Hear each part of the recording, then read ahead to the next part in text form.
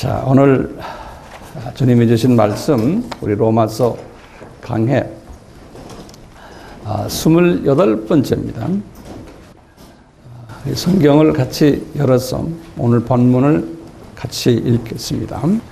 로마서 9장 6절에서 9절까지 말씀입니다. 제가 읽겠습니다. 그러나 하나님의 말씀이 폐하여진 것 같지 않도다. 이스라엘에게서 난 그들이 다 이스라엘이 아니요, 또한 아브라함의 씨가 다 그의 자녀가 아니라 오직 이삭으로부터 난 자라야 내 씨라 불리리라 하였으니 곧 육신의 자녀가 하나님의 자녀가 아니요 오직 약속의 자녀가 씨로 여기심을 받느니라. 약속의 말씀은 이것이니 명년 이때 내가 이르리니 사라에게 아들이 있으리라 하심이라. 여기까지 말씀이에요. 이 말씀이 상당히 깊은 내용이 이 속에 잠겨 있어요. 그래서 오늘 이 시간에는 이 말씀 속에 숨겨져 있는 깊은 내용을 우리 같이 상고하려 그래요. 이 말씀 때문에 기독교가 과거 2000년 동안에 엄청난 변화를 가져왔고 격동을 경험했고, 또 오늘도 이 말씀 때문에 전 세계의 기독교에, 예컨대 이제 로마 가톨릭 또는 정교회 또는 개신교, 모든 기독교가 지금 이 말씀 때문에 자기네의 그 교리 설정하는데, 특별히 이스라엘에 관한 교리를 설정하는데 이 말씀이 지배를 해왔어요. 그래서 이 말씀을 오늘 조금 자세히 들여다보려고 그러거든요. 지난 우리 로마서 9장 첫 번째, 제가 한번 잠깐 리뷰를 해드릴게요. 지난 시간에는 이제 9장으로 이제 들어오면서 제가 로마서 전체를 한번 세 부분이 있다는 말씀을 드렸어요. 1장에서부터 8장까지의 로마서의 그 부분들 우리가 장시간 공부했어요. 이 부분은 1단원이라고 우리가 이제 제가 말씀드려 1단원, 첫 단원인데, 여기에 주제는 구원론과 기독론과 예정론과 또 5개의 솔라가 숨겨져 있다라고 말씀했어요. 특히 이제 8장에서는 그 솔라에 관한 하나님이 미리 아셨고 또 미리 선택하셨다는 이 말씀, 이제 요한 칼빈이 이 말씀에 근거해서 자기의 솔라 시스템을 만들었다, 이렇게 우리가 공부했죠. 이제 두 번째 단원으로 이제 9장에서부터 11장의 말씀이, 우리가 지금 이 부분을 공부하고 있는데요. 이제 시작이에요. 이제 이 부분이 시작인데, 이 부분, 이 9장, 10장, 11장을 신학자들이 해석하는데 상당한 어려움을 경험하는 장들이. 그래서 이 부분이 해석에서 여러 가지의 그 문제점들이 우리가 발견이 되면 또 잘못 해석하는 분들도 많고, 이 부분이 어려운 성경 해석 부분 중에 하나예요. 특별히 반유대주의자들, 우리 엔타이세미티즘이라고 그랬잖아요. 반유대주의자들, 다시 말하면 유대인들은 저주받은 사람들이라는 측면에서 신학을 정리했던 로마 가톨릭이나 또는 이 모든 정교회들, 그 다음에 이제 종교 개혁이 일어났지만 개신교의 모든 유명 인사들 다 반유대주의 사람들이었어요. 루터나 요한 칼빈이나 주윙글리나 모든 유명 소위 개신교의 신학자들이 그 후에 지금까지 반유대주의 사람들이 가졌던 이 사상이, 이 로마서 9장에서부터 11장까지를 볼 때에 이것이 해석이 안 되는 거예요. 자기네의 그 기초 사상을 거기에 대입해 보니까. 그래서 이렇게 상당히 어려운 부분이 우리가 지금 앞으로 공부할 9장에서부터 11장까지. 네. 자, 그 다음에요. 이제 이 부분은 뭐냐? 9장에서부터 11장은 이스라엘 사람들과 여기에 주제는 이방인의 관계 속에 숨겨진 하나님 나라의 비밀을 거기에다가 바울이 기록했어요. 그러니까 바울도 이 부분에 대해서는 자기가 그동안에 알고 있었던 거와 많이 업그레이드된 사상을 이분이 메시지를 받은 거예요. 그래서 그 적어놓은 것이 지금 9장, 10장, 11장이에요. 그게 두 번째 단원이에요. 세 번째 단원은 12장에서부터 16장이죠. 이 부분은 이 업그레이드된 사상을 가진 하나님의 사람들, 바울을 포함해서 우리는 어떻게 살아야 되는가? 이 성결론을 바울이 기록한 것이 나머지 12장에서부터 16장에 크리스찬들의 라이프스타일에 대해서요. 자, 이렇게 로마서가 세 단원으로 되는데요. 이 중에서 가장 중요한 단원이 우리 알다시피 첫 단원이 1장에서부터 8장의 말씀. 근데 바울도 이 말씀을 받으면서 언제 받았냐? 주후 57년에 받았거든요. 주후 57년에 이 말씀을 받을 때는 이분이 개정을 35년에 했으니까 22년 동안 이 주님을 섬기면서 선교사로서 신학자로서 계속해서 하나님의 메시지를 받아오면서 실제로 필드에 가서 일을 하면서 또 받고 이러면서 이제 이분이 서신을 쓰면서 이렇게 왔는데 지금 22년 후에 로마서를 쓰면서 이분이 그동안에 자기가 가졌던 이 신학의 그 모든 스스로도 정리가 안 됐던 부분들을 이분이 로마서를 쓰면서 정리를 받았어요. 하나님께서는 누구한테 이렇게 한꺼번에 주지 않는 걸 우리가 알 수 있어요. 저에게도 마찬가지고 시간이 가면서 또 새로운 것을 보여주시고 근데 이분이 22년 후에 이 예수님의 이 구원론을 자기가 스스로 정리할 수 있는 기회를 가진 거예요. 기독론도 마찬가지고 예정론도 이 파이브 솔라도 그래서 처음에 이 8장 로마서 8장은 바울에게는 바울 신학을 업그레이드 시켜주는 아주 귀한 하나님의 메시지예요.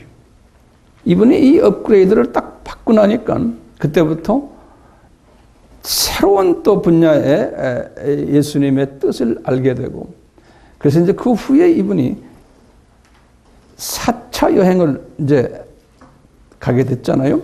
이제 그리고는 이 메시지를 받고는 알다시피 우리가 이제 60년, 62년에 로마 감옥에 들어가셔가지고 이분이 그때부터 로마 감옥에서 옥중서신을 4개를 썼잖아요. 옥중서신은 뭡니까? 에베소서, 빌립보서, 골로새서, 빌레몬서. 이걸 쓰시면서 이분이 자기가 이 로마서 8장을 쓰면서 그때 받았던 이 새로운 하늘의 그 미스터리들을 이분이 그 속에다가 집어넣었어요. 그래서 이분의 이 옥중서신을 보면은 많이 업그레이드된 이분의 사상이 거기에 숨겨져 있어요. 그 후에 이분이 히브리서도 쓰시고 64년에 그리고는 디모데 전서 64년에 디도서 65년에 디모데 후서 67년에 그리고 68년에 이제 순교를 하셨는데 이분의 그 나머지 이 성서 내용들을 보면은 많이 업그레이드된 부분들을 우리가 발견하게 돼요. 이분이 어떤 부분에서 업그레이드 됐냐면요. 이분의 그 영의 시각이 아주 커진 거예요. 영의 시각이. 그러니까 이 패러다임 시프트가 온 거예요. 이분에게서. 영의 시각이 커지면서 에베소서를 쓰실 때 그러는 게 에베소 교인들에게요. 이 하나님의 신비, 미스터리인데 이 신비인데 여러분들 에베소 교인들에게 그러는 게 이분이 그리스도의 사랑, 예수님의 그 사랑의 이 크기가 얼마나 큰지 아십니까? 예수님의 이 사랑의 크기는 언제부터 이것이 시작이 됐어요?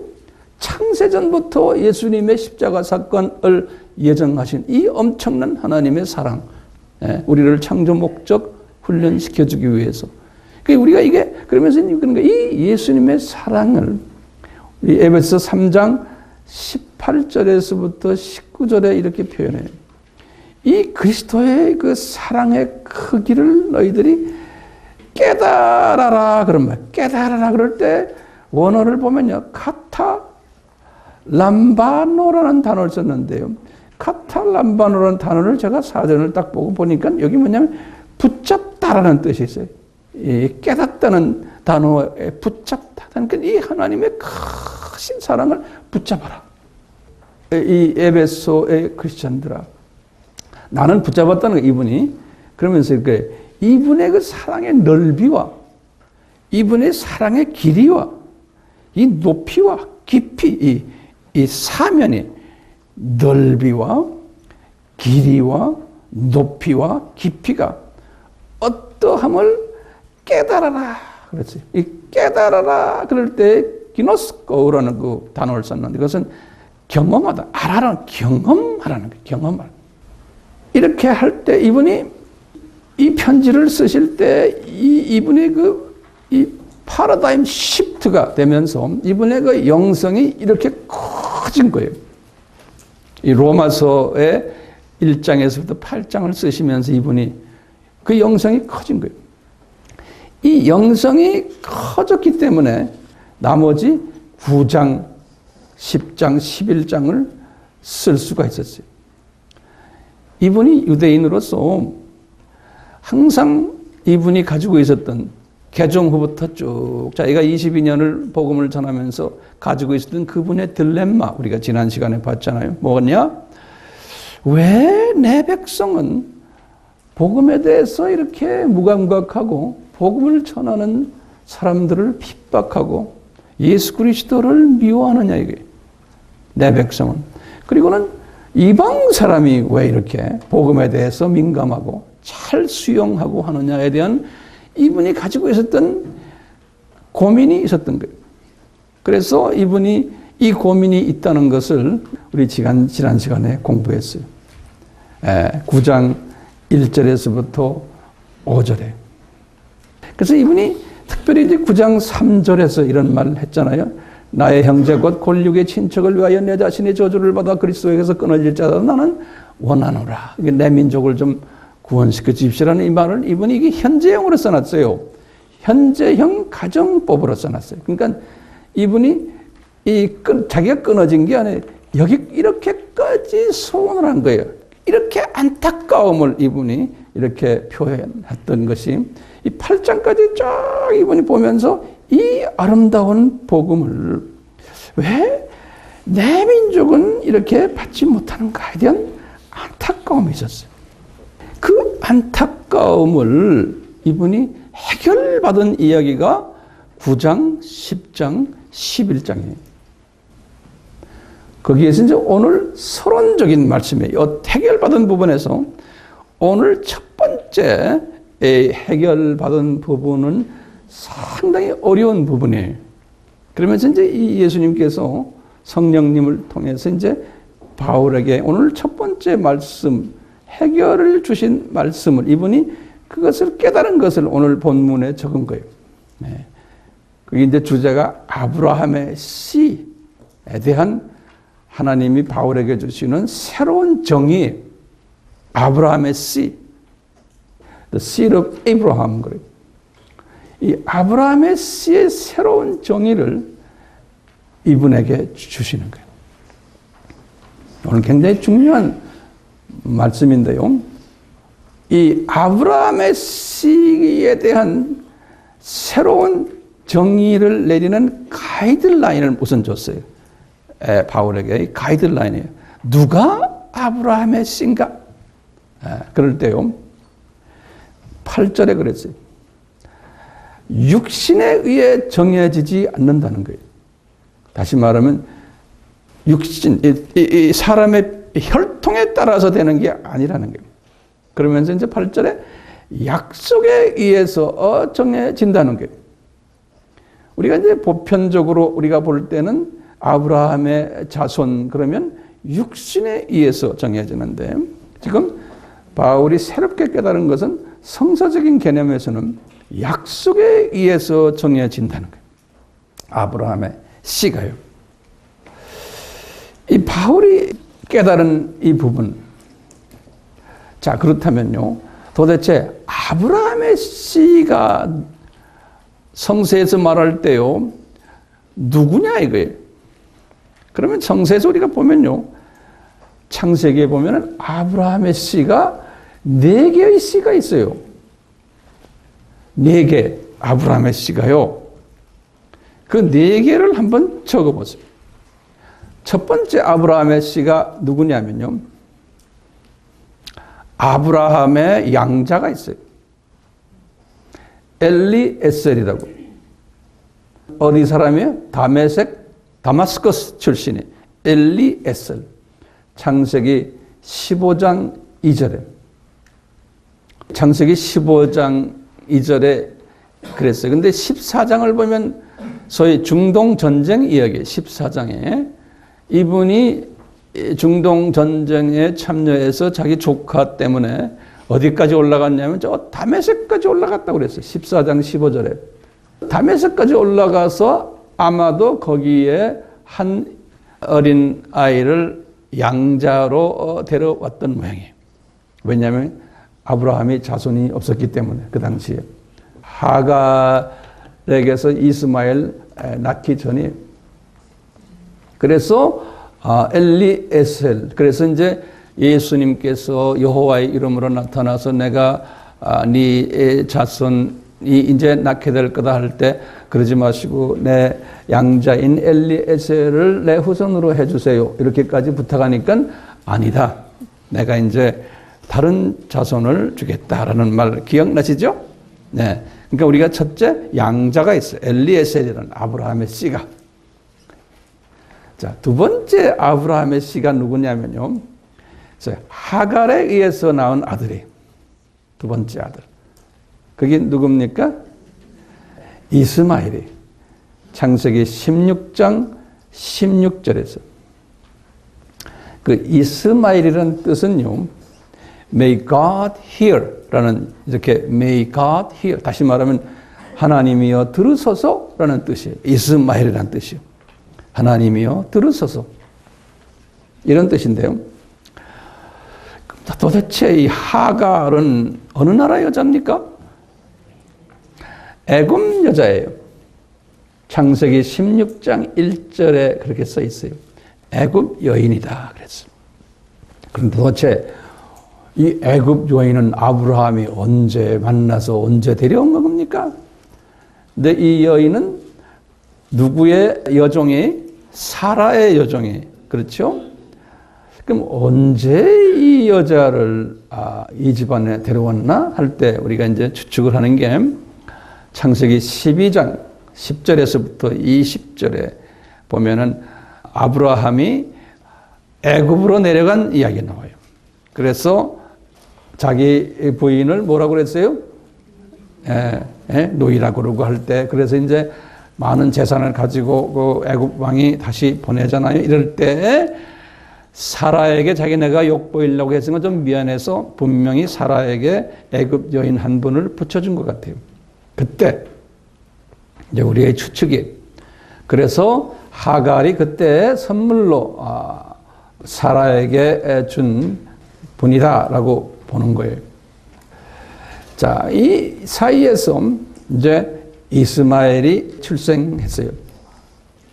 분명히 창세기 21장 13절에 보시면 이스마엘도 아브라함의 씨라고 분명히 기록되어 있어요. 자, 이스마엘이 언제 태어났나? 아브라함이 몇 살 때? 86세 때라고 16장 16절에 그랬어요. 어디에서 태어났나? 헤브론에서 태어났어요. 그리고는 이스마엘이 13세 되는 때, 이때는 아브라함이 99세 됐을 때, 아브라함이 99세 되는 때가 이스마엘이 13세 되는 때.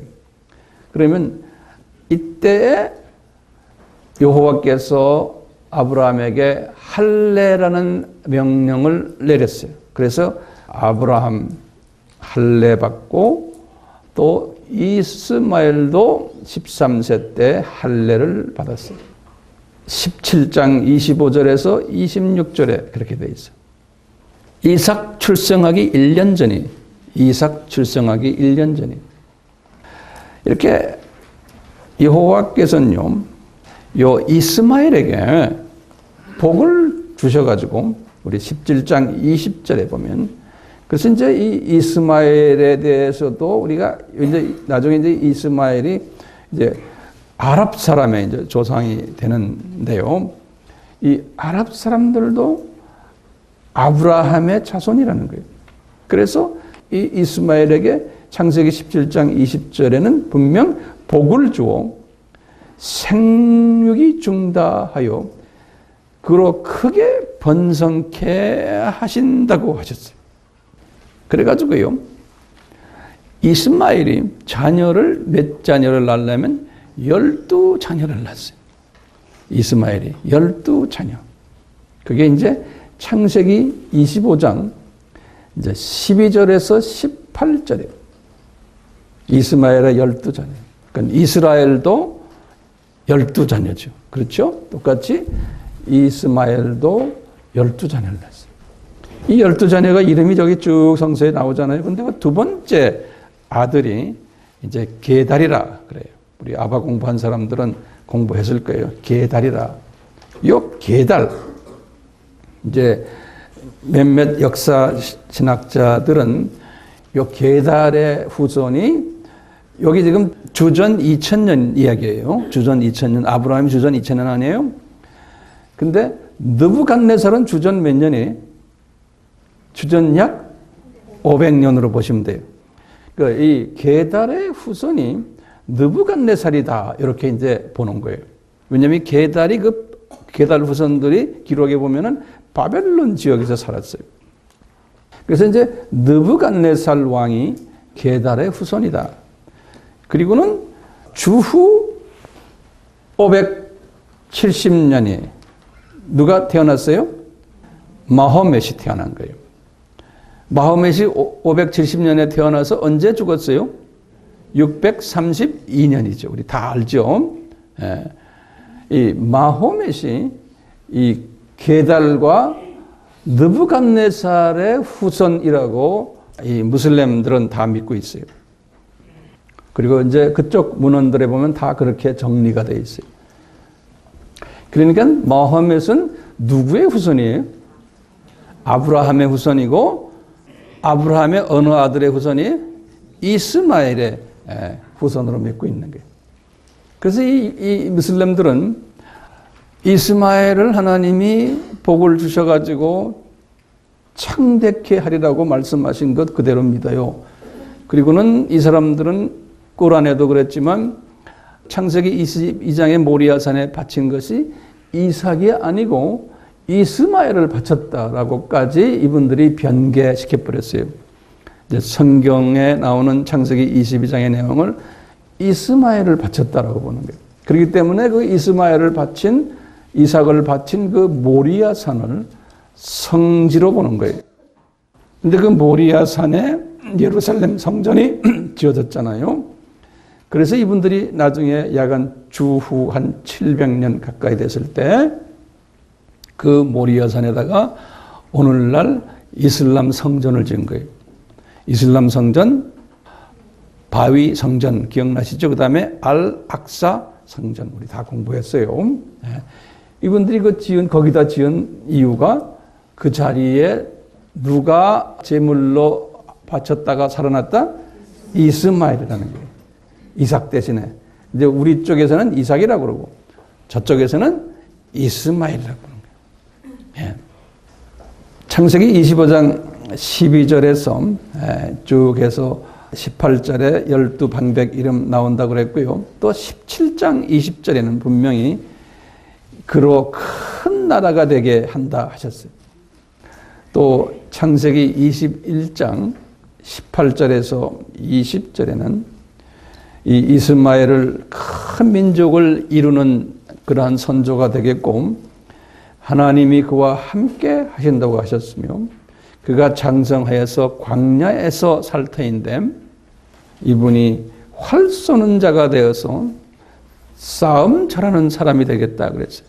그래서 지금까지도 저 이슬람 종교가 저렇게 싸움, 모하메도 싸움해가지고 그 종교를 만든 사람이거든요. 모하메도 성인이 아니에요. 그분도 싸움꾼이에요. 창세기 21장 21절에 보면 바란 광야가 지금 사우디아라비아 쪽인데요.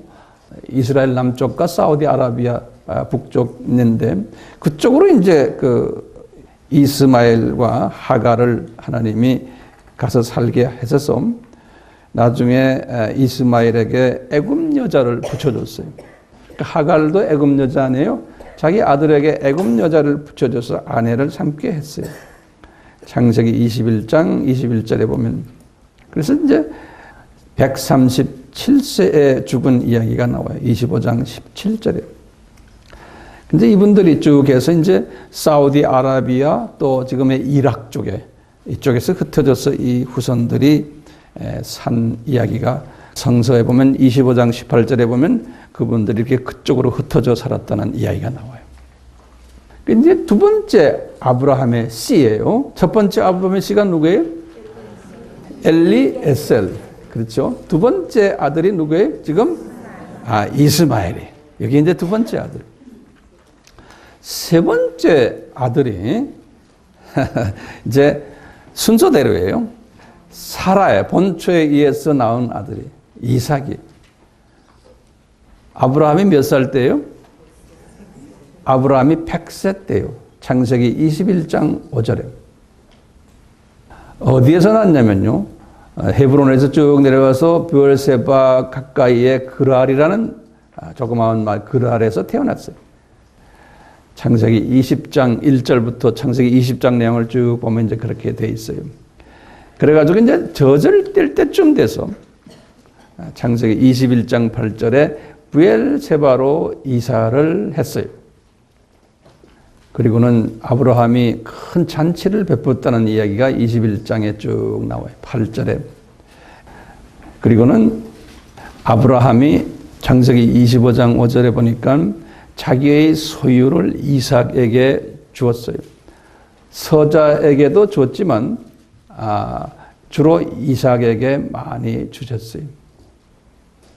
아브라함이 이 이삭을 사랑했지만 이스마엘도 상당히 사랑했어요. 그런데 예수님께서 이스마엘은 좀 제쳐라. 그래서 하갈과 그 어머니와 이 아들 이스마엘은 바란 광야로 브엘세바 쪽에 있는 그쪽 남쪽 광야로 내보내라. 그러니까 이제 이 아브라함이 마음이 아팠다 그래서 그러고 있는 가운데 이삭이 한 15세, 16세 정도 됐을 때 모리아산에서 제물을 바치라는 그런 사라가 127세에 죽었어요.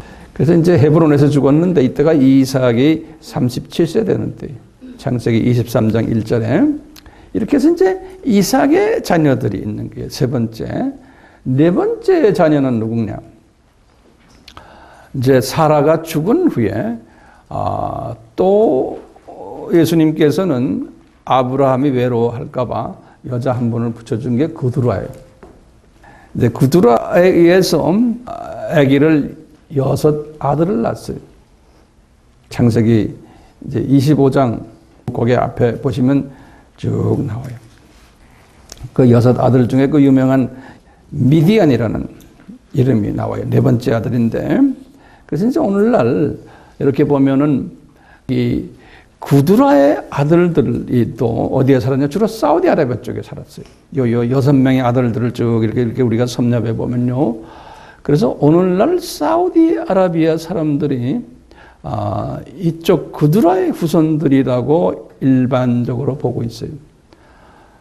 그래서 지금 이스마엘의 12방백들과 구두라의 그 6 아들들 합해서 서로가 이분들이 그 성서에는 그 후에 자세히 안 나오지만 성서에서 여기저기서 보면은 혼혈했던 그 기록들이 있어요.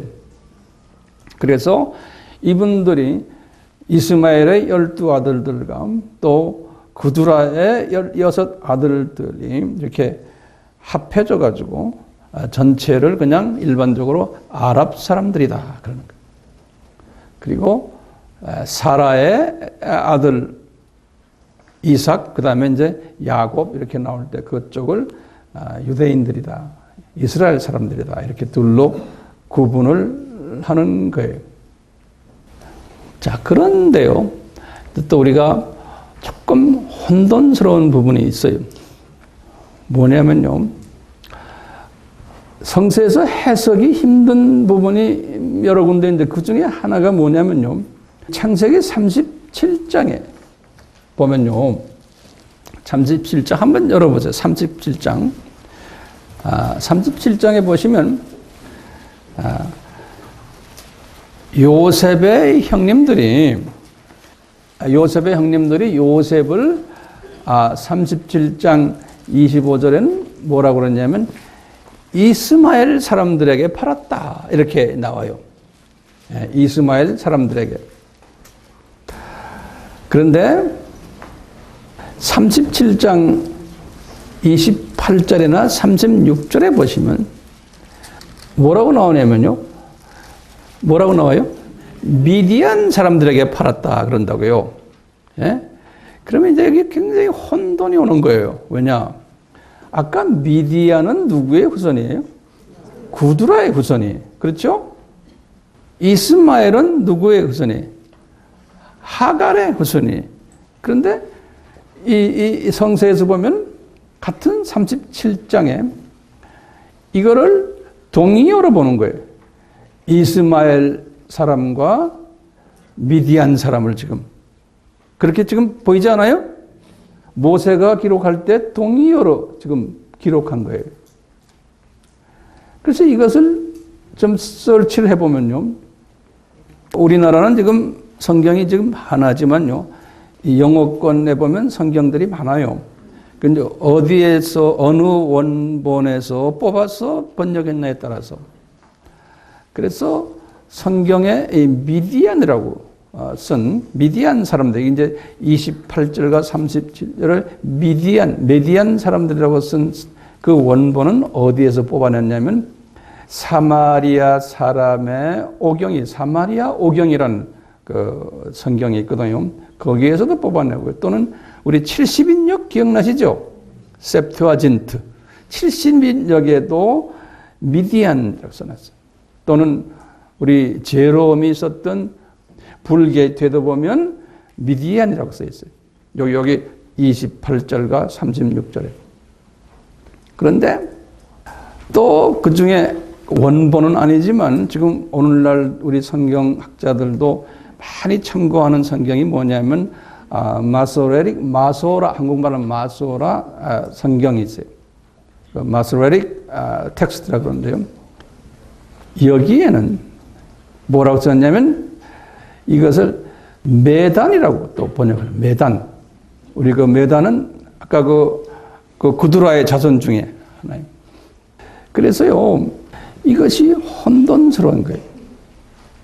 37장에 보면 이스마엘 사람들을 37장 25절에 그랬는데 28절과 36절에는 미디안 사람들이라고 그랬거든요. 그래서 이것을 어떻게 우리가 소화하느냐? 그러니까 이제 일반적으로 이렇게 생각하는 거예요. 하갈의 후손들과 게두라의 후손들이 서로가 혼합 결혼을 해가지고 일반적으로 볼 때 그분들을 그냥 이스마엘의 자녀들로 그냥 이렇게 통합을 해서 해석하는 그러한 해석을 했다라고 보는 거예요. 그래서 그분들을 다 우리 지금 뭐라고 그래요? 아랍이라 이렇게 보는 거예요. 그러니까 아랍을 정확하게 그 정의를 내릴 때는 정확하게 이스마엘의 후손들만이다라고 보지 않고 게투라의, 구두라의, 영어로는 게투라 그래요. 그 원어로도요. 근데 한국말로는 구두라라고. 자, 이렇게 그냥 참고를 해 주시면 되고요. 자, 우리 보면은 이때 이 네 자녀 아브라함의 씨가 지금 네 씨가 있죠. 예? 그러니까 이 네 씨를 이제 우선 기억해 두세요. 예. 근데 우리 지금 우리 의문점이에요. 왜 하나님이 요셉을 요건 좀 잘 좀 소화하세요.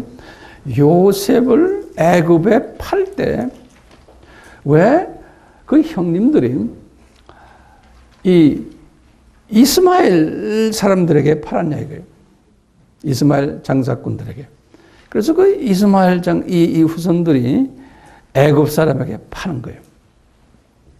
그 요셉이 그렇게 팔리는 사건은 우연한 사건이 우연이 아니죠. 어떻게 돼서 우연이 아니? 누가 이것을 미리 예언했어? 이런 사건이 있을 것을, 있어야 된다는 것을. 아브라함에게 여호와 하나님이 예언을 시켰어요. 훨씬 전에 아브라함에게. 그러면 성경 구절이 어디? 창세기 15장 13절에서 17절. 뭐예요? 아브라함이 딱 지금 가나안 땅에 도착해서 얼마 안 됐는데 하시는 말씀이 네 후손이 언젠가는 이방 나라에 가서 400년 동안 노예 생활을 하다가 이 땅으로 다시 돌아오리라는 말씀을 하시기. 그 당시에만 해도 이분은 후손이 없었어요. 이 말씀 기억나시죠? 그러니까 이 말씀을 이루시기 위해서 아브라함의 아들 이삭 아니 손자가 누구예요? 야곱이에요. 야곱의 12아들들을 동원하시는 거예요. 증손자들이죠.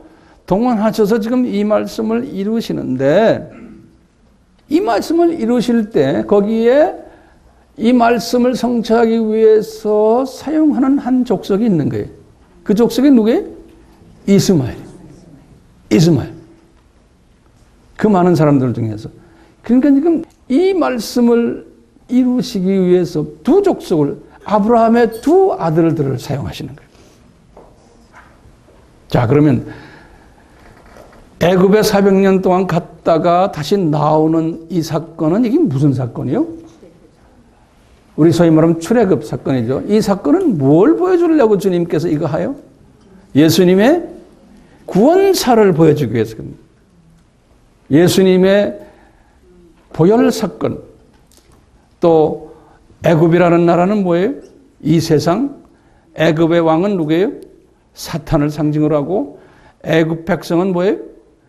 이 세상의 사탄의 자녀들, 그 안에 하나님의 선택된 자녀들을 노예로 시켰다가 그 다음에 6월절 어린 양 사건을 통해서 그 하나님의 선택된 자녀들을 이제 구원시키는 그 드라마의 그 그 연극 배우들이 주연이 누구예요? 아브라함의 어느 아들의 이 사라의 자녀들이고, 그렇죠? 그 다음에 조연 배우들이 누구예요? 하갈의 자녀들. 또는 그드라까지 거기다 끼워줄 수 있어요. 이렇게 주님께서요 하시는 거예요. 우리에게 그 구원의 뜻을 깨닫게 하기 위해서 하나님의 자녀들을 세워서 역사 속에서 움직이게 하면서 그걸 보여주시는 거예요. 소위 눈높이 교육으로 보여주시는 거예요. 우리를 향한 하나님의 사랑의 표현이 너희들 나의 이 보혈 사건은 너희들이 이 역사 사건을 보면서 배우라는 거예요. 깨달으라는 거예요. 하나님의 깊은 사랑과 넓은 사랑과 높은 사랑과 하나님의 이 사랑을 배우는데 이것이 그대로 그 당시에만 아니고 오늘날에도 이것이 대입이 되는 거예요. 오늘날 지금 오늘 역사 속에서 주님께서 이 두 그룹을 지금 주님이 지금 사용하고 계신 거예요. 오늘날 이 두 그룹이 맞붙어 버리면 전 세계는 지금 불바다로 끝나버려요. 그러니까 주님이 지금요 역사의 주인이 되시는 예수님께서 지금 이 두 그룹을 사용하셔가지고 우리에게 예수님의 재림의 때를 보여주시는 거예요. 그러니까 우리는 시각이 성서적 시각으로 발전되는 시각을 가져야 돼요. 자, 이제 이런 배경을 가지고 계속해서 봅시다. 자, 보세요. 그런데 문제가 있어요. 오늘 본문 말씀 속에서. 무슨 문제냐? 그 이삭으로부터 난 자에 대한 해석의 문제. 오늘 본문에서요. 이제 바울이 지적하는 거예요. 이 바울은 유대인이에요.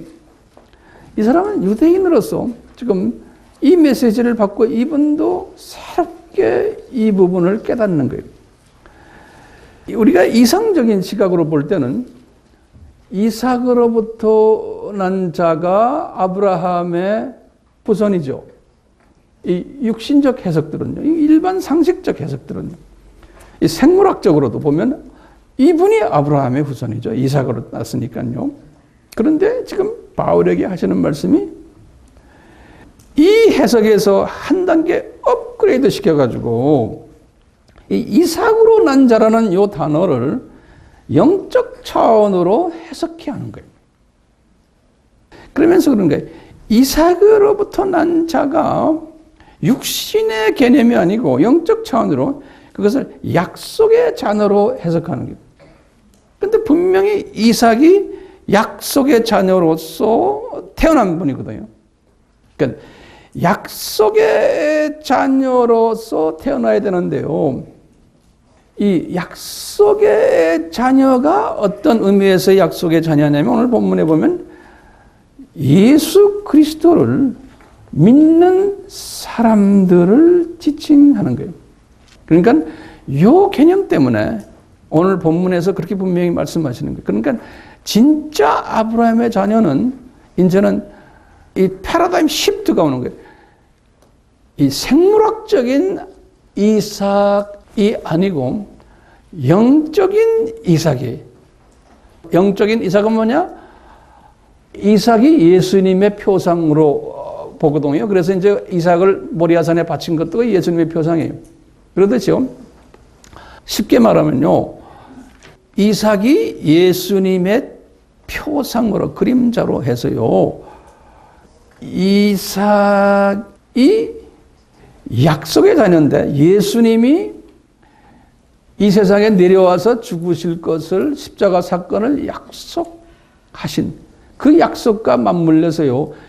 그 사건, 그 예수님이 이 세상에 오셔서 우리의 죄를 위해서 죽으시는 십자가 사건의 상징을 이삭으로 보군요. 그것을 믿는 사람들을 가리켜 아브라함의 씨들이다.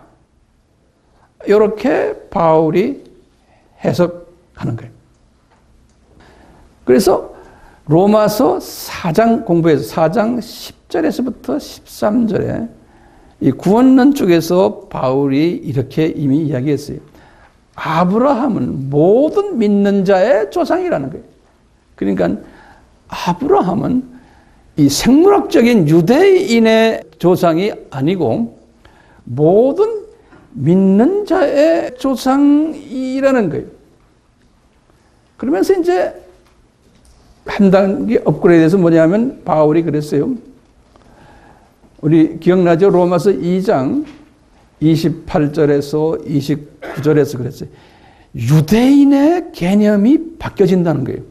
바울이 그것을 이야기하는 거예요. 다시 말하면 이면적 유대인이 유대인이고 표면적 유대인이 유대인이 아니에요. 표면적 유대인이 뭐예요? 생물학적 유대인이에요. 그렇죠? 겉으로 나타나는 이 생물학적 유대인들은 유대인이 아니고 실은 이제부터는 유대인의 개념이 이면적 유대인, by heart.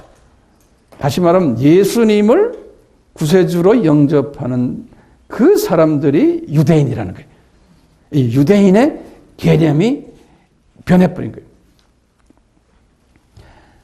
그래서 이제 바울이 갈라디아서 3장 28절에서 29절의 이 부분을 다시 또 말한 게 있어요. 그 전에 이미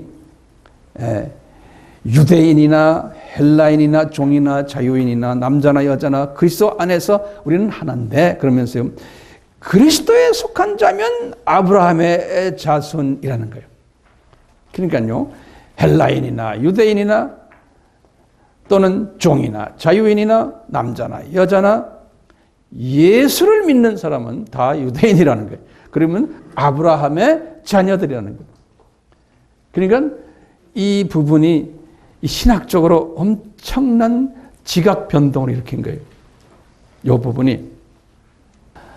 자, 보세요.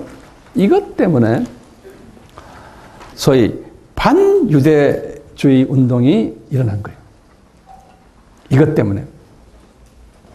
1세기 때부터 저 유대인들, 너희들은 저주받은 놈들이다. 이 생물학적 유대인들아. 봐라, 바울이 뭐라 그랬냐? 에? 너희들 그러면서요. 아브라함의 자녀가 아니라는 거예요. 우리가 기독교인들이 우리가 아브라함의 자녀라는 거예요. 왜냐? 니네들 예수님을 죽인 놈들이라는 거예요. 좀 적어놓으세요, 하나나. 응? 그러니까 분명히 마태복음 27장 24절에서 26절에 보면은 예수님을 죽이는 장면에서 빌라도에게 하는 말이 우리가 죽일 테니 피 대가 그 저주를 우리가 스스로 받겠다 그런 거예요. 그래서 그 사람 죽여달라. 죽이게 명령하시오. 그러니까 그 피 대가 너희들 받아라. 그리고는 누가요? 빌라도가 유대인들에게 너희들 피 대가 받아라. 마태복음 27장 24절에서 26절이요.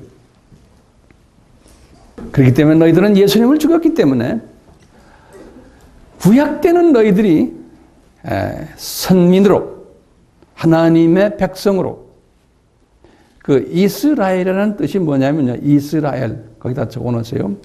이스라엘은 엘은 밑에 그 하나님이죠. 엘. 이 영어로는 이렇게 돼서 The people ruled by God. 그러니까 하나님에 의해서 지배를 받는 사람들 이런 뜻이에요. 이스라엘. 그걸 짧게 말하면 people of God. 하나님의 사람들이라는 거. 역대하 7장 11절에서부터 20절이에요. 너희들이 이렇게 구약되는 하나님의 선민으로서 택함을 받았지만 예수님을 죽였기 때문에 너희들은 이제는 저주의 민족이 됐다는 거예요. 이렇게 이제 소위 1세기부터 2세기, 3세기 쪽에서 기독교 교회가 정교회나 로마 카톨릭이나 나중에 이제 개신교들까지도 이 사상을 그대로 유지했던 거예요. 이스라엘 사람들, 너희들은 사탄의 자녀들이다. 그러니까 니네들 예수님을 영접하지 않으면 그러니까 강제로 개종을 시키는 거예요. 너희들은 동물이나 마찬가지다. 그래서 이놈들아 너희들은 흡혈귀들이야. 왜? 유대인들은 또 이렇게 핍박을 받으니까 자기네가 서바이브 하려면은 이분들은 아이들 교육 철저하게 시켜야 되고 서바이브 하려면 그리고는 돈 많이 벌어야 돼. 그러니까 유대인들은 이 전당포 운영하고 소위 돈 고리대금업자들이고 그러니까 흡혈귀라는 칭호까지 받은 거예요. 그러니까 저놈들은 죽여버려야 된다. 그러니까 이분들이 정치, 경제, 문화, 사회, 교육 면에서 불이익을 당하고 나중에 대량 학살까지 당하는 이런 일들이 지금 오늘 본문 말씀 때문에 일어난 거예요. 근데 우리의 질문은 이거예요. 본문 말씀을요, 요 본문 말씀을 그대로 딱 보면은 그런 거예요. 근데 이제 나중에 이제 우리가 이제 그 다음에 이제 로마서 9장 공부를 쭉 하고 10장 공부를 11장 공부하면서 요 사상이, 반유대주의 사상이 성서적으로 잘못됐다는 거예요. 그것은 이제 우리가 이제 나머지 로마서 이제 9장, 10장, 11장에서 보게 돼요. 요 반유대주의 사상에 의해서 만든 신학을 대체 신학이라고 하는 거예요. 우리 다 공부했어요, 옛날에. 여기 자세한 것은 우리 사도행전자가 강의한 데서 자세히 보면 나와요. 대체 신학, 영어는 대체했다는 거, replacement. replacement theology라고 그래요. 이 replacement theology가 뭐냐? 제가 지금까지 설명한 거예요. 구약의 유대인들은 이렇게 예수님을 죽이고 저주를 받았기 때문에 신약에 와서는 진짜 아브라함의 자녀는 기독교인들이라는 거예요. 그러니까 기독교인 또는 교회가 진짜 아브라함의 자녀라는 거예요. 약속의 자녀들이고 이제는 육신의 자녀인 저쪽 유대인들은 아니라는 거예요. 걔들은 저주받은 아이들이다. 그때부터 이제 봐라, 저주받았기 때문에 주 70년 사건을 봐라. 저 사람들 예루살렘 성전도 무너지고 나라도 다 빼앗기고 저주받았잖냐. 그 다음에 디아스포라로 전 세계의 유럽에 아프리카로 퍼지고 디아스포라로. 그리고는 소위 인종차별을 받고 저 사람들 봐라. 눈이 감겨가지고 예수님을 믿지 않는다. 그렇게 예수 믿으려도 안 믿는다. 그러니까 저건 저주받은 민족이라고 보는 사상이 이것을 대체 신학이라고 그러고요. 이것을 좀 더 고상한 말로 하면 covenant theology라고 그래요. 언약 신학이라고 그래요. covenant theology. 이 covenant theology가요. 로마 가톨릭 정교회, 개신교 거의 다가 이 신학 사상을 가지고 있는 게 우리나라에도 마찬가지예요. 이 계약 신학 또는 언약 신학이라고 그래요. 이것은 뭐냐? 구약의 모든 이야기들은 이스라엘에 관한 이야기들은 모형이고 그림자고 이 이스라엘이 저주받아가지고 이제는 신약의 모든 기독교인들이 유대인이고 기독교인들이 이스라엘 사람이라는 거예요. 교회가 또는 기독교인. 교회라는 에클레시아라는 것은 기독교인들이 모인 하나의 그룹을 한 사람 또는 두세 사람 모인 것을 에클레시아라고 해요. 그러니까 하나님의 복이 어디로 넘어왔다? 이스라엘 사람에게서 이제는 기독교인으로 넘어왔다. 교회로 넘어왔다 보는 그 사상이 언약 신학 사상이에요. 대체 신학이에요. 이 사상을 가지고요. 1세기, 2세기, 3세기부터 자꾸 유명한 신학자들이 다 유대인들을 엄청나게 핍박했어요.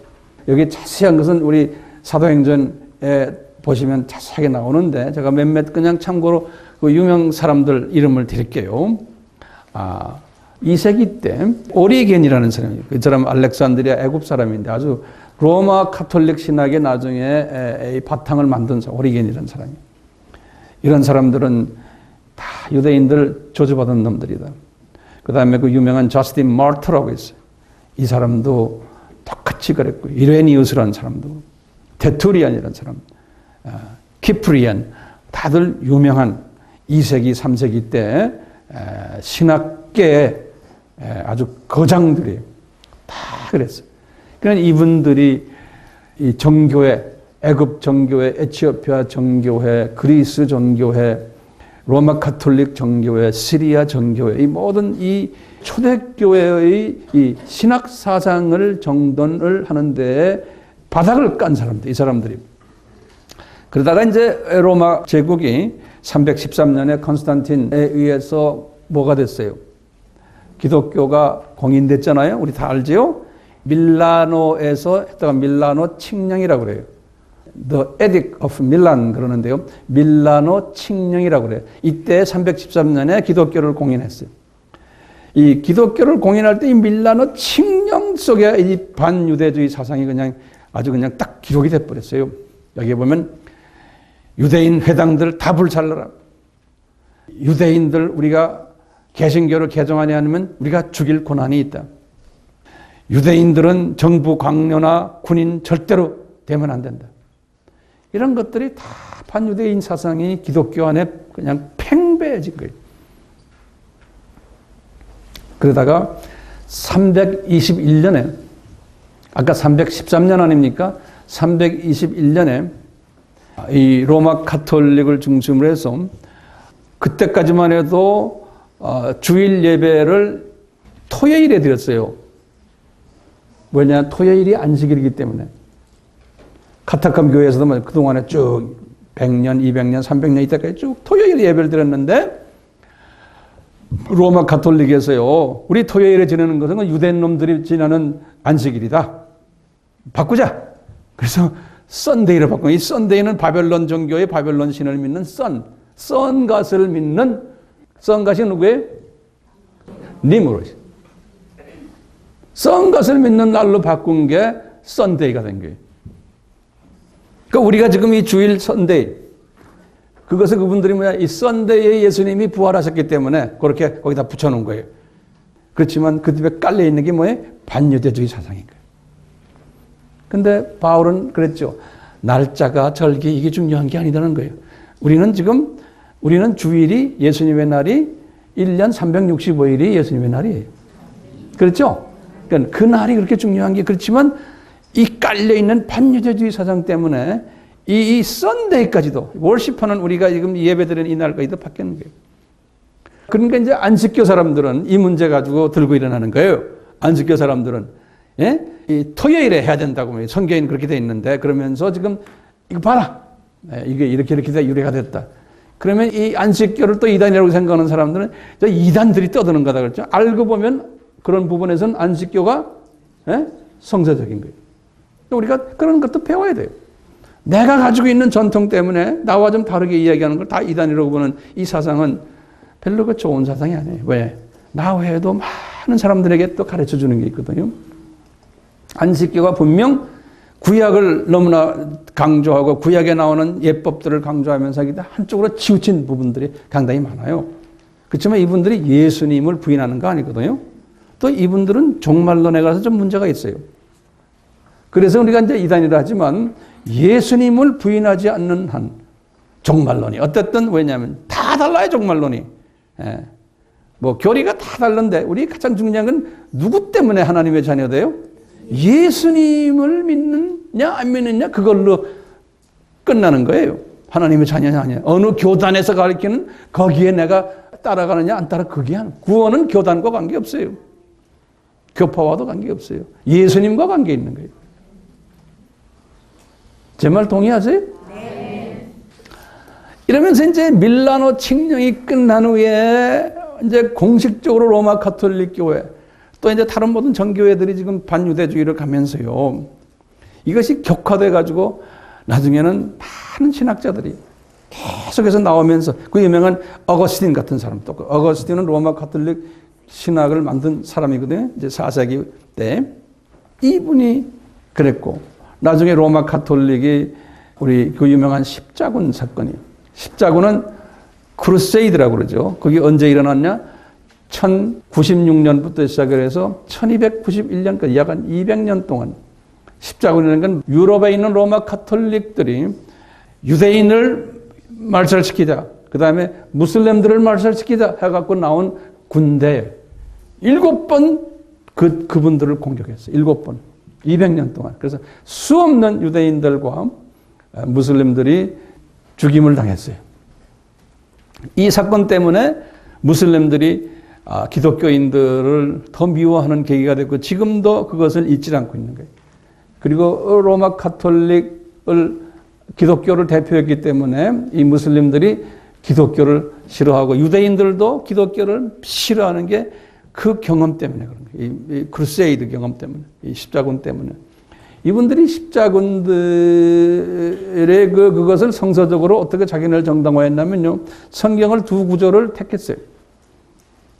마태복음 10장 34절이에요. 이 말씀 보면 그것만 딱 보면은 맞는 말일 수도 있어요. 이제 예수님이 그런 거예요. 내가 세상에 화평을 주러 온 걸로 생각하나? 화평이 아니요 검을 주러 왔다. 이 말씀만 딱 뽑아서 보면 얼마든지 십자군이 가능해요. 이분들이 이 말씀을 가지고 하는 거예요. 내가 검 가져왔다. 검 가지러. 그러니까 니네들 다 죽여버리겠다. 예수님을 사랑한다고 하는 사람들인데 이제 이런 식으로 하는 거예요. 두 번째 성경 구절은 요한복음 15장 6절이에요. 사람이 내 안에 거하지 아니하면 가지처럼 밖에 버리고 말라지나니 사람들이 이것을 모아다가 불에 던져 살아내리라. 이 유대인들아, 이 무슬림들아, 너희들은 불에 던지어야만 되는 놈들이다. 그러니까 우리가 너희들을 죽일 권한이 있다는 거예요. 네. 이 성경 구절을 가지고 이렇게 기독교가 계속해서 이제 반유대주의로 가면서 유대인들이 어려움을 당하고 죽임당하고 대량 학살당하고 하면서 쭉 하다가 종교개혁이 일어난 거예요. 1517년에. 종교개혁이 일어났지만 종교개혁 후에 개신교들이 나타났지만 이 개신교 재침례파 성공회 루터교 개혁교 장로교 침례교 회중교 나중에 이제 감리교까지요. 이 개신교의 다 유명 인사들이 가지고 있는 사상이 뭐였냐면 이 반유대주의 사상입니다. 요한 칼빈도 마찬가지예요. 마르틴 루터도 마찬가지예요. 그러니까 이렇게 이 기독교가 소위 이 반유대주의 사상을 가진 기독교의 신학을 뭐라고 그래요? 대체 신학 또는 뭐라고 그러세요? 언약 신학이요. 네. 이 히틀러 같은 사람이에요. 아돌프 히틀러가요. 이 사람이 1889년에 태어나서 1945년에 죽은 사람인데 이 사람의 책에 보면요. 마인 카프트라는 그 사람이 유명한 책이죠. 책의 페이지 65페이지에 보면 이렇게 써놨어요. 히틀러 그 사람이 루터교 교인들이다. 예, 독일 사람 아니에요? 나는 오늘 전능하신 창조자의 목적에 따라 이 행위를 합니다. 유대인들을 대항하기 위하여 나는 주님의 전쟁을 하고 있습니다. 그랬어요. 주님의 전쟁. The Lord's battle 그랬어요. 그러니까 주님을 위해서 전쟁을 합니다. 그렇기 때문에 유대인들 다 말살시키는 것은 주님이 나에게 주신 사명이라는 거예요. 이분이 이렇게 발표를 하고 할 때 루터교도 가만히 있었고요. 로마 가톨릭도 가만히 있었고 뒤에서 다 요새 이제 나오는 여러 가지 문헌들을 보면 이제 로마 가톨릭이 뒤에서 도왔다는 거예요. 가장 강한 그룹들이 되기 때문에. 그래서 이제 이런 식으로 해서 유대인들을 하나님이 훈련을 시켰어요. 근데요, 성서에 보면요, 바울 신학이 이 유대인들을 특별히 이렇게 학대를 하라라는 말이 없어요. 바울 신학에는요. 그 대신에 주님이 바울에게 뭘 주셨냐면 유대인들과 이방인들이요. 너희들은 서로 하나가 돼가지고 서로가 하나가 돼서 나를 섬기라는 바울의 가르침이 상당히 많아요. 이제 바울이 그분도 유대인이기 때문에 유대인 우선 사상에서 이제는 유대인과 이방인은 주 안에서 하나다. 로마서에 나오는 그 사상의 중심이에요. 그래서 복음이 제일 먼저는 유대인에게 갔다가 그 다음에 이방인에게 가고 그러면서 이제 로마서 이제 9장, 10장, 11장에서는 이 부분을 잘 설명해 주는 장이에요.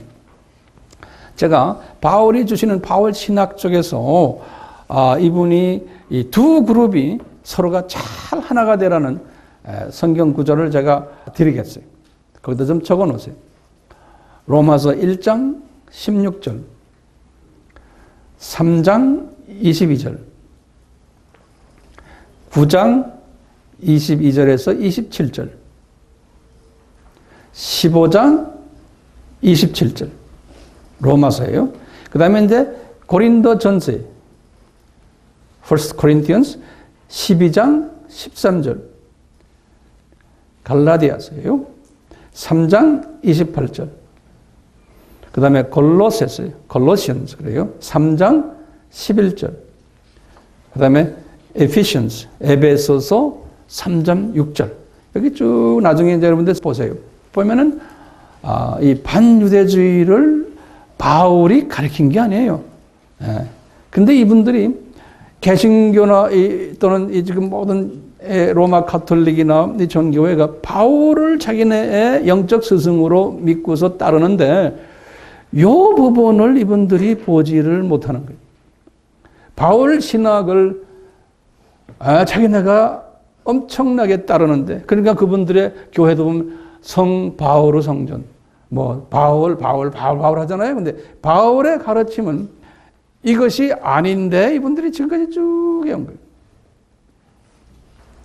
우리가 종말론을 공부했죠. 이제 종말론의 학설이 몇 개가 있어요? 4가지가 있는 거 알죠? 또 좀 적어보세요, 다시요. 종말론의 첫째 학설이 역사적 전천년주의. 이 역사적 전천년주의는 저도 역사적 전천년주의자지만 역사적 전천년주의도 반유대 사상이에요. 그 다음에 무천년주의, 이것도 반유대 사상이에요. 후천년주의, 이것도 반유대 사상이에요. 이런 모든 종말론의 키 메시지가 반유대 사상이에요. 그러는 가운데 갑자기 친유대의 사상이 나타난 종말론이 나타난 거예요. 이것을 소위 세대주의라 그러죠. 이제 19세기 말에. 그러니까 우리가 그동안에 약 한 1900년 동안 반유대 사상으로 점철해 있다가 기독교가요. 갑자기 친유대 사상의 가르침이 대두된 거예요. 그것을 세대주의라고 해요. 여기에 대한 자세한 것은 사도행전 강의에 나왔지만 간단하게 말씀드리면 존 다비라는 사람이 D-A-R-B-Y 그래서 다비이즘이라고 그러는데요. 이 사람이 아일랜드 출신 변호사 출신이 로마 카톨릭 교인이었는데 그 개신교 중에 이제 형제 교단이라고 있는데 거기에 들어가 가지고 이분이 이렇게 성경을 보다가 이분이 1800년에 태어나서 1882년에 죽은 사람이에요. 82세까지 산 사람인데요. 1850년경에 이 친유대 사상을 주님께서 가르쳐 줬어요. 성경에서 보면서요. 그러니까 엄청난 핍박을 받았어요, 이분이. 그러니까 이제 변호사 출신이니까 머리도 있고 주님께서 이분에게 이제 때가 되니까 이것을 집어넣어 준 거예요. 집어넣어 주고는 이 사상을 미국이 건너와 가지고 미국의 20세기 초에 그 유명한 스코필드라는 사람이 이것을 받았어요. 미국의 그 미시간주의 데트로이트에 있는 변호사 출신인데 이 사람은 1843년에 태어나서 1921년까지 살았던 사람인데 이 사람이 1909년에 다비이즘에 기초로 해가지고 유명한 성경을 만들었어요. 그것을 스코필드 레퍼런스 바이블이라고 그래요. 스코필드 관주 성경이라고. 1909년에. 지금도 미국의 이 보수 그룹들은 이 사람의 성경을 성경으로 보는 사람들이 상당히 많아요. 미국에. 성경을 이 세대주의적인 그러니까 이스라엘 사람들 중심 신학으로 성경을 재해석한 그 성경이에요. 우리나라에도 이분의 성경이 나와 있어요. 이 세대주의는 어떤 사상을 가지고 있냐면 거기다 좀 적으세요. 세대주의는 어떤 사상을 가지고 이분들은 이때까지는 한 언약 사상이었어요. 지금까지는 세대주의 오기 전까지는 뭐냐? 구약의 이스라엘 사람들은 저주를 받았기 때문에 이제는 없어지고 신약의 기독교인들이 하나님의 자녀들이 아브라함의 씨라고 보는 거예요. 그러니까 하나밖에 없던 아브라함의 씨. 그런데 이제 이 세대주의는 무슨 사상이냐면 아니다. 구약의 언약이 유대인들을 향한 언약이 그게 무효가 되지 않았다. 보는 거예요. 그리고는 신약의 언약도 그대로 유효하다. 그러니까 이 두 신학이 존재한다고 보는 거예요. 서로가 병행해서. 그렇기 때문에 대체 신학이 잘못됐다라고 보는 사상이. 다시 말하면 육적 이스라엘은 육적 이스라엘대로 하나님이 계속 존재시키면서 그분들을 사용하신다는 오늘날까지도. 그게 저주받은 민족이 아니라는 거예요. 그 다음에 영적 이스라엘은 영적 이스라엘대로 신약 때 계속 주님이 뜻을 주면 이 두 그룹이 병행해서 간다는 거예요. 거기까지는 저도 동일해요. 자, 그런데 이 세대주의 사람들이 뭐든지 사람은 그래요. 뭘 하나 깨달으면 그것이 자칫하면 한쪽으로 너무 또 치우치는 경향이 있어요. 세대주의가 가지고 있는 문제점은 뭐냐면 이스라엘 사람을 로열 패밀리로 보는 거예요. 다시 말하면요. 우리가 회개해야 된다. 우리가 이스라엘 사람들을 복을 줘야지만 그분들을 우리가 사랑해 줘야지만 내가 복을 받는다. 그리고 우리가 이스라엘 사람들을 사랑하지 않으면은 복을 못 받아요. 여기까지 이제 가는 거예요. 근데 천년 왕국을 볼 때도 천년 왕국을 이스라엘 사람들의 왕국이다 그거는. 그러니까 천년 왕국의 지도자들이 그 왕들은 다 이스라엘 사람들을 보는 거예요.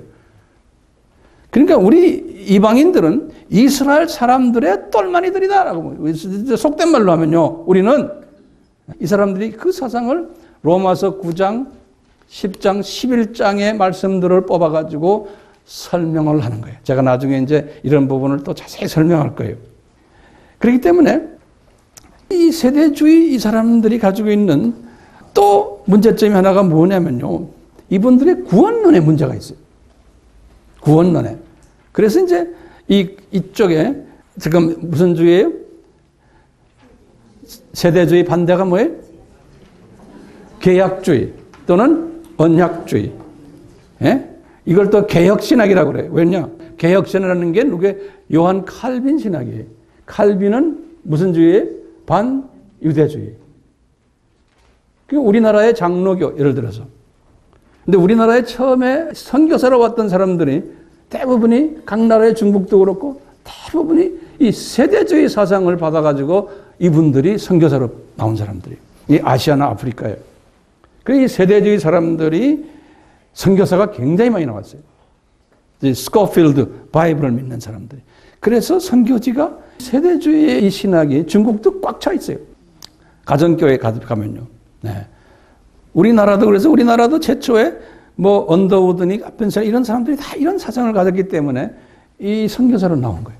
그러다가 이제 많은 사람들이 미국에 이제 유학을 가가지고 보니까 자기네가 속해 있는 장로교단이 이게 유대인들을 죽일 놈으로 보는 교단이 알고 보니까. 예?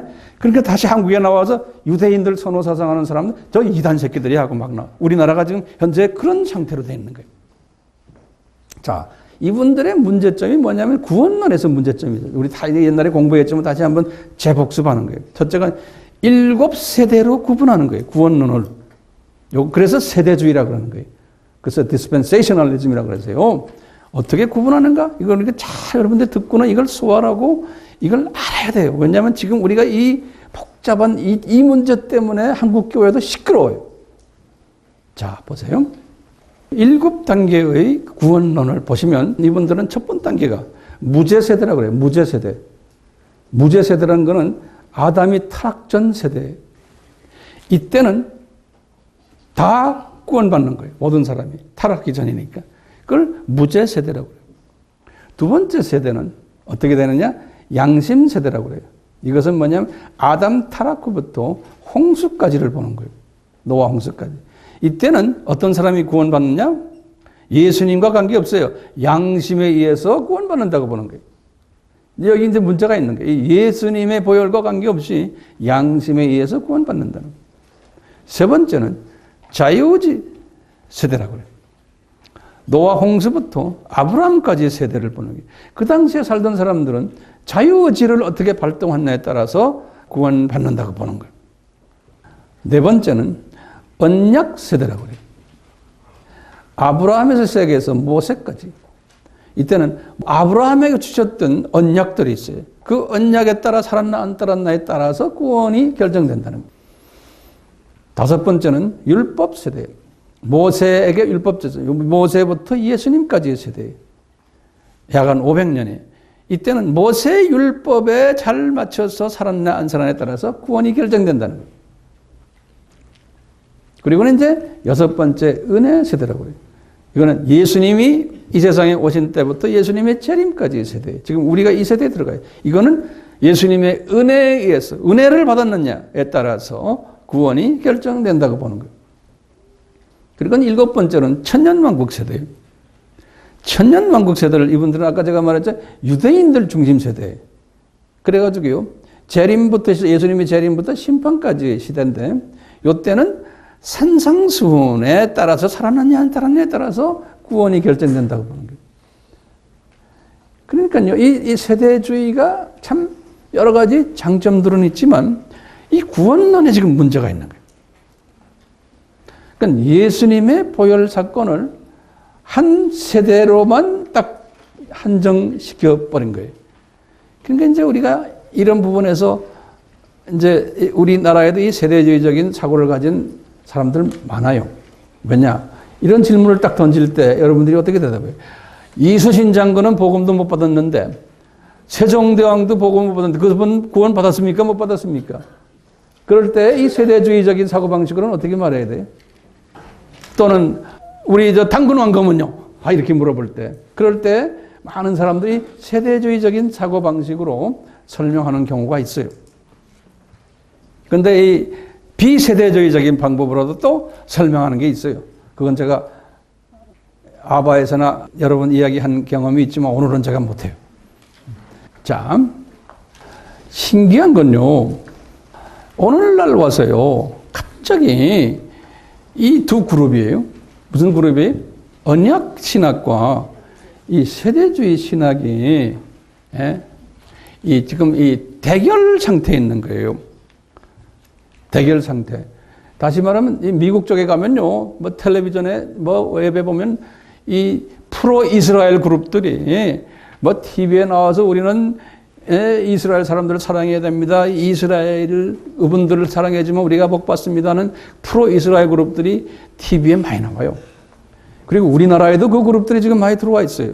그리고 뭐 우리나라에도 뭐 기도 그룹들 뭐 프로 이스라엘 뭐 어느 교회에 뭐 프로 이스라엘 하는 사람들이 우리나라에도 점점점 많아지는데 이렇게 이런 것들을 또 상대로 우리나라에 아직도 주 그룹들 소위 언약 신학 그룹들은 그건 이단이다. 이스라엘 어쩌고 저쩌고 다 이단 놈들이다. 그래가지고 그 안에서 대결이 있어요. 그러니까 세대주의야, 세대주의 뭐 이러면서 그 세대주의는 무조건 이단이야. 이렇게 나오면서 제가 가끔 이런 이야기하면 이렇게 뭐 이야기 황 목사님도 그 사람 세대주의 아니야? 이단 아니야? 이렇게 말하는 사람들도 있대요. 세대주의가 뭔지도 모르고 떠드는 사람들이 많아요. 그런 말 들었죠? 네. 무조건 세대주의 하면 다 죽일 놈들을 보는 거예요. 특히 한국 사람들이 강해요. 왜냐하면 이 칼빈의 이 사상이 있는 사람들 중에. 근데 신기하게도요. 이제 보세요. 새롭게 지금 예수님의 재림 전에 나타나는 사상이 다원주의예요. 다원주의. 이 다원주의가 지금 어떻게 나타납니까? 요한 바오로 2세부터 시작을 해서요. 지금 이분이 바티칸 II라고 1962년부터 65년 사이에 로마 가톨릭이 교리를 새로 이제 바꾸는 과정 속에서 이분들이 모든 종교는 알고 보니까 다 같다. 한 하나님을 믿는데 방법만 다를 뿐이다라는 개념이에요. 그걸 다원주의라고 그래요. 종교다원. 우리 다 알잖아요. 이 철학에 의해서 요한 바오로 2세 같은 그 훌륭한 분이라고 이제 다들 믿고 있잖아요. 이분이 뭐냐? 자, 그렇다면 우리가 과거에 핍박했던 이 이스라엘 사람들 우리가 다시 조명해야겠구나. 무슬림도 우리가 다시 조명해야겠구나. 다 알고 보니까 우리 브라더 앤 시스터들이다. 그래서 친유대 사상으로 로마 가톨릭이 급변하고 있는 거예요. 그래서 이 요한 바오로 2세가 바티칸 옆에 로마 안에 유대인 회당을 찾아가, 그러니까 처음인 거예요. 역사 속에서. 유대인 회당에 찾아가서 I'm sorry 하고. 그래서 이스라엘에 찾아가서도 이스라엘 가서도 이스라엘의 최고 지도자 We are sorry. 우리 로마 가톨릭이 우리가 너희들에게 지은 죄가 너무나 많다. 용서해달라. 그리고 니네들이 여호와 너희들이 믿는 하나님이면 우리 하나 알고는 다 하나다. 우리는 브라더 앤 시스터다. 이슬람에게 가가지고도 십자군 때 이렇게 한 거 미안하다. We are sorry. 그러놓고 Your God is our God. Same God. 이러면서 이제 다원주의적인 이야기를 하니까 그 양반이 그러니까 전 세계의 기독교인의 52%가 로마 가톨릭인데 로마 가톨릭 사람들이 다 그렇게 생각하죠. 개신교가 지금 WCC에 있는 사람들 다 이런 생각하는 거예요. 그러다 보니까 지금 어떻게 프로 이스라엘 쪽이 지금 급물살을 타고 지금 전 세계를 지금 가고 있는 거예요. 이런 과정 속에서 이스라엘 사람들도 마음이 놓이면서 그 안에서 지금 메시아닉 유대인들이 나타나는 거예요. 예수님을 영접하는 유대인들. 우리 메시아닉 유대인들 우리 공부했죠? 그런데 이분들 중에서 예수님을 구해서 마음이 좀 이제 놓이면서요. 자, 지금 우리가 이런 때에 살고 있어요. 이 안에 모든 이런 역동적인 관계 속에 이것이 이제 로마서 9장, 10장, 11절에서 이제 해결이 돼야 되는 거예요. 재밌어요? 예. 제가 결론적으로 몇 가지 질문이 우리에게 있어요. 참, 이건 심각한 질문이에요. 첫 번째 질문이, 왜 예수님이 유대인들을 구약 때 이렇게 아브라함의 씨로서 이렇게 선별해가지고 2000년 동안 이분들이 생고생을 하면서 예수님의 나타나실 재림의 사건을 재현시킨 거예요. 역사 속에서. 400년 애굽에 집어던져 노예 생활하면서 또 거기서 출애굽하는 이야기, 그 다음에 이제 성막을 지어서 동물을 잡고 제사 지내는 다 예수님에 관한 그림자들이. 성전을 지어서 그리고 성전 안에서 제사 지내는 다, 그리고 예수님이 그 성전을 보면서 이게 다 나라는 거예요. 그러니까 아브라함부터 시작해서 예수님 오기 2000년 동안 이 사람들을 선별해가지고 예수 그리스도의 보혈의 사건, 예수 그리스도가 누구라는 걸 설명하는 드라마의 캐릭터들이 거기에 조연급으로 이스마엘의 후손들 게뚜라 후손들이 또 붙어가지고 이걸 쫙 하다가 지금 예수님이 나타났습니다. 지금 말하면 엄청나게 수고한 민족이에요. 그렇죠? 우리를 위해서, 우리 이방인들을 위해서. 그것뿐입니까? 그런데 이분들이 그랬는데 소수만 처음에 이분들에게 복음이 떨어진 거예요. 12 제자들, 나중에 바울까지 해서 이렇게 유대인에게 소수만 복음을 받고는 나머지 다수는 예수님을 죽이는 일까지 참여하고 까막눈이 돼가지고 기독교를 배척하는 사람들로 해서 그래가지고는 2000년 가까이 콩밥을 잡수시면서 지금까지 오는 사람들이. 이게 왜 이렇습니까? 내 질문이에요. 이 착한 사람들을 왜 이렇게 생콩밥을 먹입니까? 네, 이거 우리 질문인 거예요. 자, 그리고는 이렇게 고생한 사람들에게 바울이 딱 보는 거예요. 바울이 자기도 그 그룹인데 갑자기 성령님이 바울에게 그러는 거예요. 얘다, 표면적 유대인은 유대인이 아니다. 할례 받은 유대인은 유대인이 아니다. 그러는 거예요. 이 이면적 유대인이 아브라함의 씨다. 이렇게 말해. 바울도 자기가 말해놓고도 깜짝 놀라는 거예요. 예? 그러면서 바울에게 그러는 거예요.